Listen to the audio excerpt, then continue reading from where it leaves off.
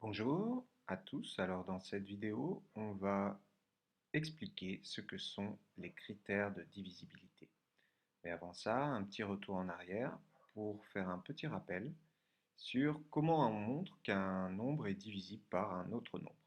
Comment on montre que 51 est divisible par 3 ou pas. Eh bien, je vous rappelle qu'on fait la division euclidienne de 51 par 3. Et on regarde si le reste c'est 0. C'est pour ça que j'ai mis ça en gras. Si le reste c'est 0, alors 51, il est divisible par 3. Si le reste n'était pas 0, ce ne serait pas divisible, comme c'est le cas ici. 130 n'est pas un multiple de 4, ou 130 n'est pas divisible par 4. Parce que quand vous faites la division euclidienne de 130 par 4, le reste que vous trouvez, c'est 2, et pas 0. Un petit rappel, la division euclidienne, c'est une division où il n'y a que des nombres entiers avec un reste. Contrairement à la division décimale, où c'est une division où le résultat est souvent à virgule et où il n'y a pas de reste. D'accord? Donc, revenons maintenant aux critères de divisibilité. Qu'est-ce que c'est? C'est des astuces pour retrouver très rapidement si des nombres sont divisibles par certains nombres entiers simples comme 2, 3, 5, 6, 9 et 10. Voilà, pour reconnaître tout de suite sans avoir besoin de faire une longue division euclidienne, de prendre la calculatrice, on regarde juste le nombre et on saura s'il est divisible par 2.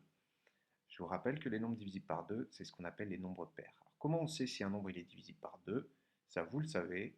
Comment on reconnaît les nombres pairs? C'est quand son chiffre des unités, le dernier chiffre, c'est 0, 2, 4, 6 ou 8.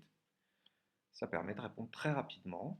Imaginez un nombre avec plein de chiffres. Comment on sait s'il est divisible par 2? On regarde juste son dernier chiffre et on regarde si c'est 0, 2, 4, 6 ou 8. Comment maintenant on reconnaît si un nombre est divisible par 3? Alors on va jongler ici entre la propriété et les exemples. L'exemple qu'on va utiliser, vous voyez, c'est un grand nombre, 924 972. Donc, est-ce que ce nombre-là, il est divisible par 2? Eh bien, on regarde juste le dernier chiffre, le chiffre des unités, c'est 2. Et donc, vu que c'est 2, ce grand nombre-là, il est bien divisible par 2, parce qu'il se termine par 0, 2, 4, 6 ou 8. Il se termine en l'occurrence ici par 2. Donc, est-il divisible par 2? Oui, car il se termine par le chiffre 2. Ensuite, divisible par 3, comment est-ce qu'on va reconnaître? Vous voyez, ce serait très long de poser la division euclidienne de ça par 3 pour regarder si le reste est égal à 0. Donc on a une astuce pour ça. L'astuce, c'est d'additionner tous les chiffres qui composent le nombre. Regardez, 9, 2, 4, 9, 7, 2. On additionne tout ça. 9 plus 2 plus 4 plus 9 plus 7 plus 2. Et on trouve 33. Et si le résultat de ça, si le résultat de ce calcul, qui ici est 33, est divisible par 3, alors le nombre de départ, il est aussi divisible par 3. Voilà comment on reconnaît. C'est ce qui est expliqué ici. Un nombre entier est divisible par 3 si la somme de ces chiffres est un multiple de 3. Donc là, la somme des chiffres, c'est 33, c'est un multiple de 3. Donc ce nombre-là est divisible par 3. On continue avec la division. Alors là, j'ai mis par 6 dans l'exemple parce qu'en fait, c'est lié directement aux deux exemples d'avant. On peut regarder ici dans la propriété. Un nombre entier est divisible par 6. 6, c'est un multiple à la fois de 3 et de 2. Si un nombre il est multiple de 3 et qu'il est multiple de 2, alors il est multiple de 6. Qu'est-ce qu'on vient de voir? On vient de voir que pour cet exemple-là, c'est bien un multiple de 2, c'est aussi un multiple de 3. Donc, comment est-ce qu'on justifie qu'il est divisible par 6? On a juste à dire qu'il est à la fois divisible par 2 et par 3. Donc oui, il est divisible par 6. Reprenons maintenant avec 5. Alors c'est assez simple, pour 5, c'est presque le plus simple de tous. Un nombre il est divisible par 5 si son dernier chiffre, le chiffre des unités, est 0 ou 5. Donc c'est quoi ici le chiffre des unités? On l'a déjà vu, c'est le 2. Donc c'est pas 0 ni 5. Donc ce grand nombre-là n'est pas divisible par 5. C'est ce qui est écrit ici. Est-ce que ça c'est divisé par 5? Non, car il ne se termine ni par 0 ni par 5. Maintenant, le critère de divisibilité par 9. Alors, c'est un peu la même règle que pour 3. Vous faites la somme de tous les chiffres et vous regardez si c'est un multiple de 9. Donc on a refait la somme des chiffres, on l'avait déjà fait une fois, on l'a refait ici. 9 plus 2 plus 4 plus 9 plus 7 plus 2. Est-ce que ce nombre est divisible par 9? On additionne tous ces chiffres, ça fait 33, hein, logique, hein, comme avant. Est-ce que 33 c'est divisible par 9? Non, 33 c'est pas dans la table de 9.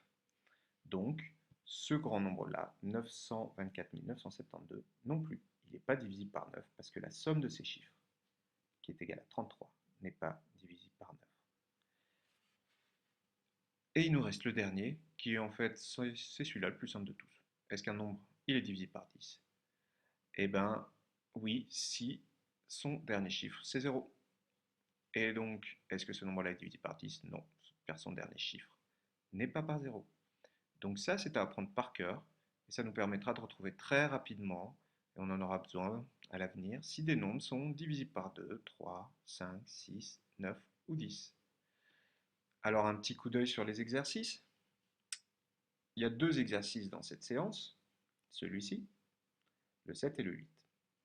Donc tiens, on va mettre un symbole cœur dans les cases pour savoir si les nombres sont divisibles ou pas par 2, 3, 5, 6, 9, 10. Donc est-ce que ce nombre-là est divisible par 2? Si oui, vous mettez un cœur, sinon vous mettez rien, etc. En suivant les règles juste avant. Allez, on va faire avec un exemple. J'ai reproduit le tableau ici. Vous allez voir que... je vais prendre un exemple avec plein de chiffres. Voilà.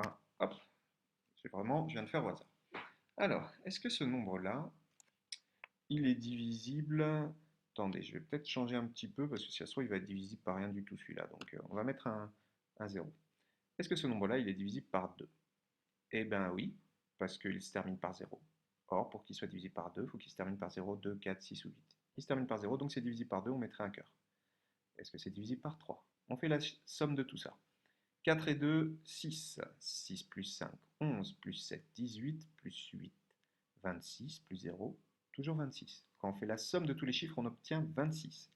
Est-ce que 26 est divisé par 3? Non. 26 n'est pas dans la table de 3. 26 n'est pas un multiple de 3. Donc, ce grand nombre-là, non plus. Donc là, on ne mettrait pas de cœur. Est-ce que ce grand nombre-là est divisible par 5? Oui. Parce que je vous rappelle, pour être divisible par 5, il faut se terminer par 0 ou 5. Et il se termine par 0. Donc là, on met un cœur, c'est divisible par 5. Est-ce que c'est divisible par 6? Ben, pour que ce soit divisible par 6, il faut que ce soit à la fois divisible par 2 et par 3. On a vu que c'était divisible par 2, mais pas par 3. Donc, c'est pas divisible par 6, parce il aurait fallu qu'il y ait des cœurs là et là. Divisible par 9, alors je vous rappelle, c'est comme divisible par 3, la méthode, on fait la somme de tout, ça fait 26. Est-ce que 26 est dans la table de 9? Non. 26 n'est pas dans la table de 9. Donc, ce nombre-là n'est pas divisible par 9. Enfin, est-ce qu'il est divisible par 10? Oui, car il se termine par 0. Donc voilà, c'est comme ça que vous ferez l'exercice 7. Pour l'exercice 8, hop, on regarde. Alors, ça c'est un exercice, j'ai mis de réflexion. Si vous n'y arrivez pas, c'est pas grave, vous attendrez la correction et vous me poserez des questions au moment de l'appel de vidéoconférence. Mais je vais vous l'expliquer, l'énoncé. Donc ici, c'est un nombre à 4 chiffres. Le dernier chiffre, je ne le connais pas. Vous voyez, j'ai mis un point pour le remplacer. Donc, le dernier chiffre, c'est le chiffre des unités. C'est à vous de trouver un chiffre des unités pour que 7460 quelque chose soit divisible par 3 et par 4. Quel chiffre on peut mettre ici pour que ce soit divisible par 3 et par 4? À vous d'appliquer les règles. Alors attention, il n'y a pas de règle pour 4. On n'en a pas vu. Eh ben, il va falloir essayer en faisant la division euclidienne. Vous pouvez utiliser la calculatrice, voir si le reste, ça fait 0. Et donc, trouver le bon chiffre pour que ce soit divisible à la fois par 3 et par 4. Ensuite, ici, vous devez trouver un chiffre des dizaines. Donc, vous voyez, ça c'est 3805. Il manque un chiffre là. Donc, trouvez le bon chiffre pour que ce soit divisible par 3, mais pas par 9. À vous d'appliquer les règles pour essayer de trouver. Et enfin, vous recherchez le plus petit nombre entier, qui soit à la fois un multiple de 1, de 2, de 3, de 4, de 5 et de 6. À vous de trouver. Inutile de me poser la question, je vous la donnerai au moment de la correction. Vous faites un petit peu de recherche. Si vous n'arrivez pas à trouver là, c'est pas grave. On attendra la correction. Mais je suis sûr que vous êtes capable. Voilà.